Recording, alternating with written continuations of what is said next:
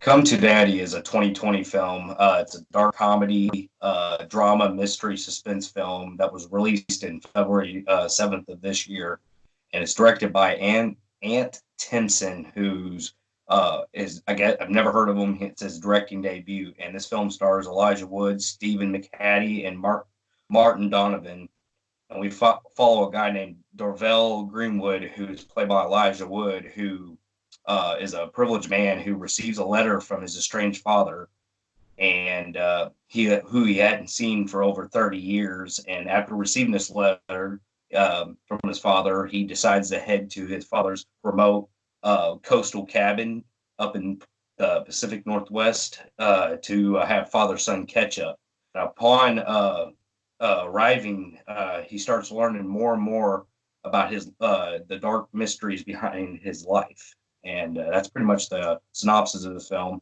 And like I said, this is I saw this film's trailers, I would say about 4 weeks ago, and I will say that when I watched the trailers, it looked kind of interesting because it had this whole like looked like it was going to go to like this thriller killing approach feel to it, and of course Elijah Wood, who's a really good actor. So I decided to give this a watch because right now it's currently released limited. You can find on Vudu and all that for rent on demand and stuff too. So decided to give this film a watch, and upon seeing the film, I will say that wasn't really a big fan of the movie overall.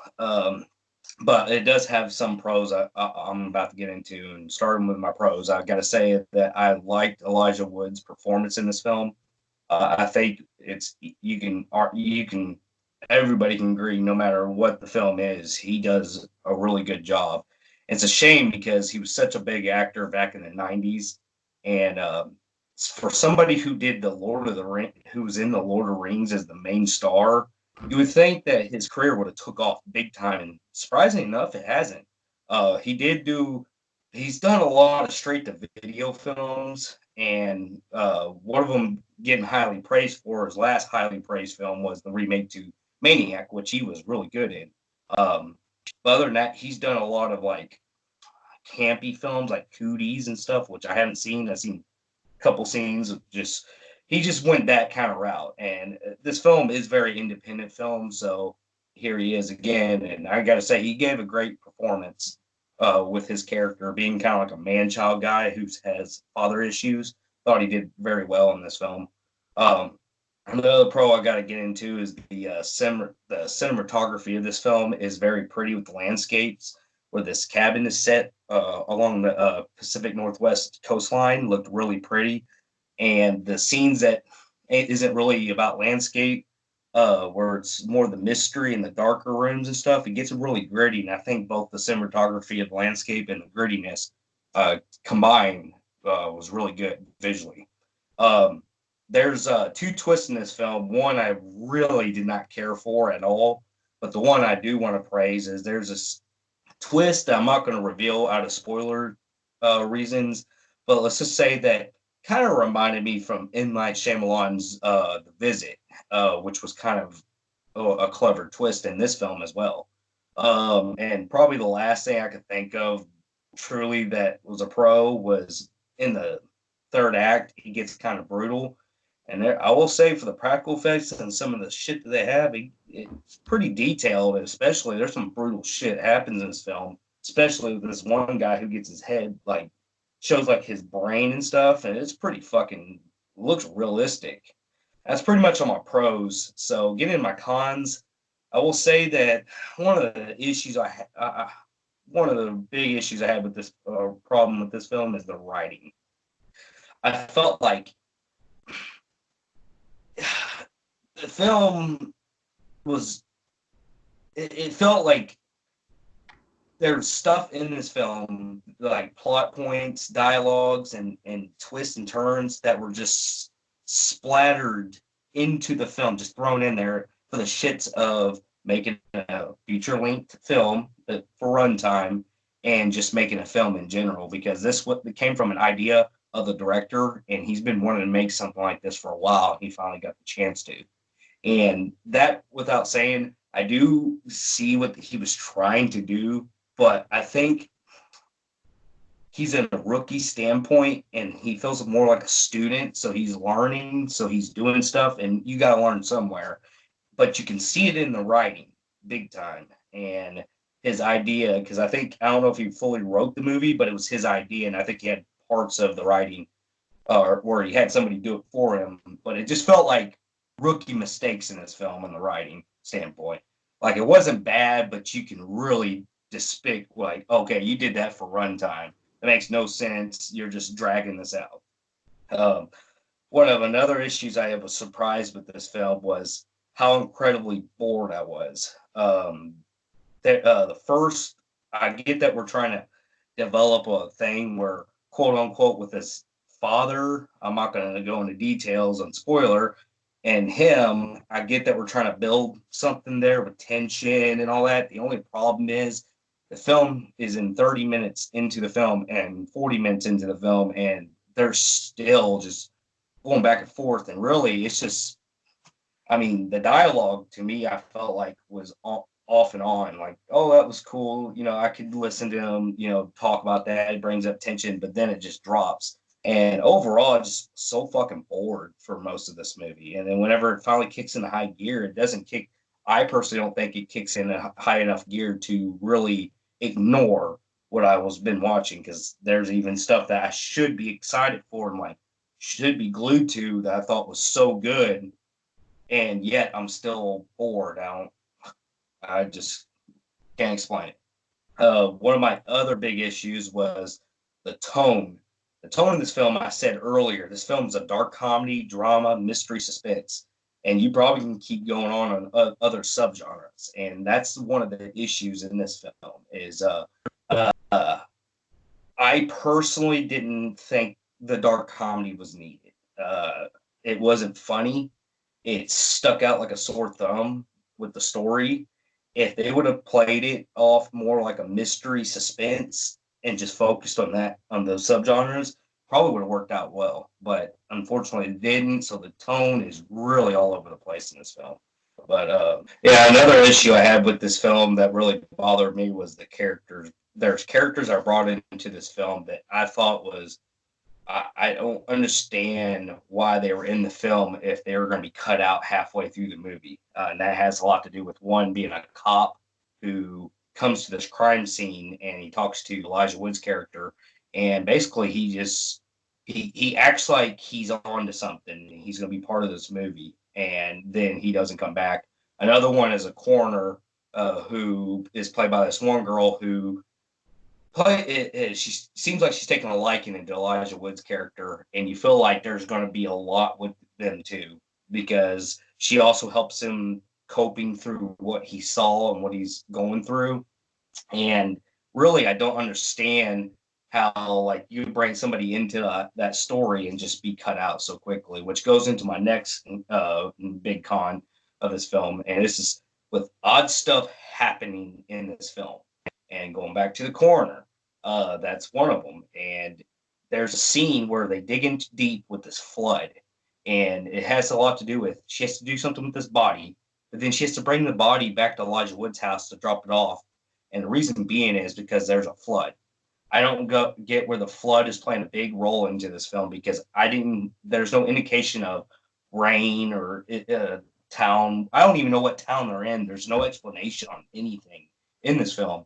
But according to her, the town is flooded, so she can't go down and have the body stay in because they need a place for the body. So she goes and does what she's got to do, like embalming the body, then has to bring Elijah Wood back to him because it's flooded.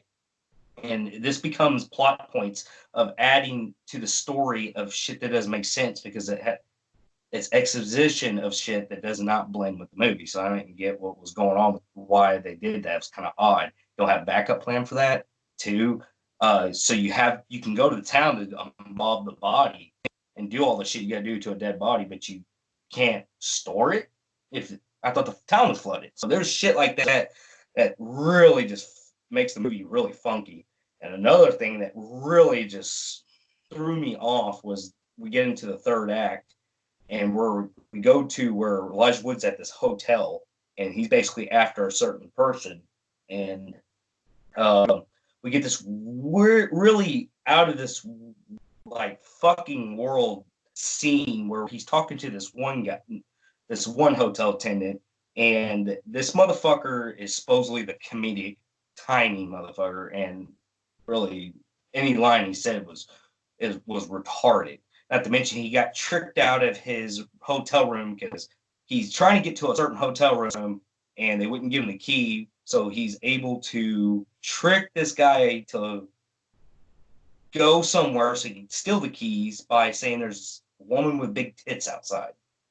I mean, there's shit like this happening, and that's where they get their dark comedy subgenre into this film, and I really thought it painful. But another thing it's brought up is the reason why he can't stay at this hotel room because he's trying to get a room at first so he can kind of scope out the person he's after, but he can't get in there because there's a they call them geologists at first. So you think, okay, geologists all are in town. They're probably looking up something. But come to find out, he's like, I'm just joking with you. He goes, there's just a bunch of gay men having orgies. And they rented out the hotel. And it's just like, it's weird shit. And I felt like it came off as trying to be strange and edgy. So that was a fucking big issue with me. And really, at the end, it ends. I can't really explain the ending because it will spoil, but it just pretty much just ends like with exposition from one of the villain people who is very anticlimactic. It's cool looking, but it's anticlimactic, and he's basically just telling him certain dialogues of certain things, and that's basically the movie. So wasn't really impressed with it, like I said. And I looked this up, and this actually has 88% tomato meter on the tomato meters, and it has an 80% audience rating. And I'm wondering if not many people have reviewed this film, so with a couple people reviewing it, that's why it's so high, or I just not seeing what people are seeing in this film because this was wow, it's not the worst by far I've ever seen. Not to mention, no, it's not really all that bad compared of what I've seen this year. I just don't. I think that score is way too fucking high. With that being said, I'm gonna give "Come to Daddy" a disaster grade on a Film Freaks meter.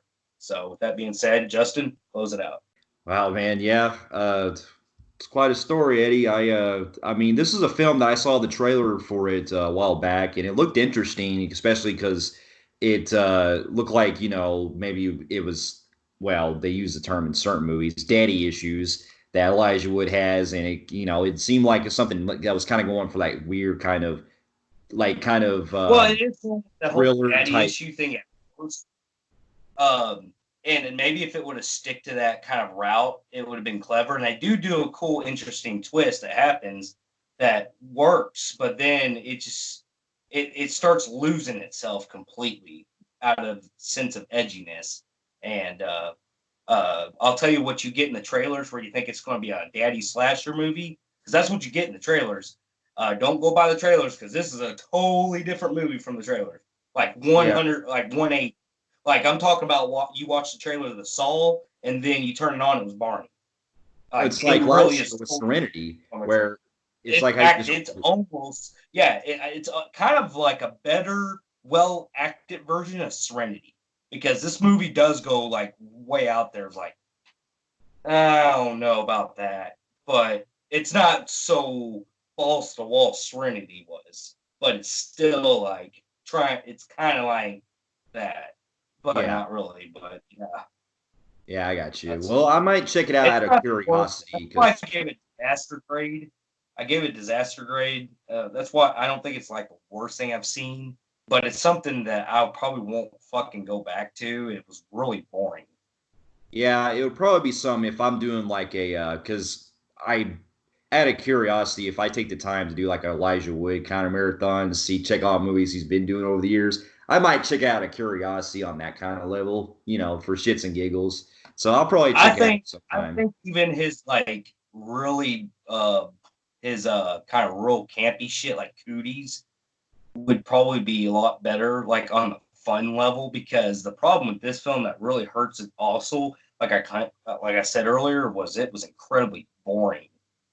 Like, Yeah, so fucking boring. Like, nothing was going on. It's just nothing but dialogue. And you think, okay, you want to get to know your two characters. You want to see it develop into something, but it doesn't really develop in anything later, so it becomes pointless.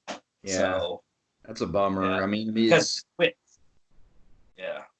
But yeah, I'm actually surprised at the audience rating, man. Like, I think only like 2 people reviewed this movie because there's no way it's that good to be up in the 80s. I mean, for one, I know a lot of people hadn't seen this movie, so that's probably one of the reasons why.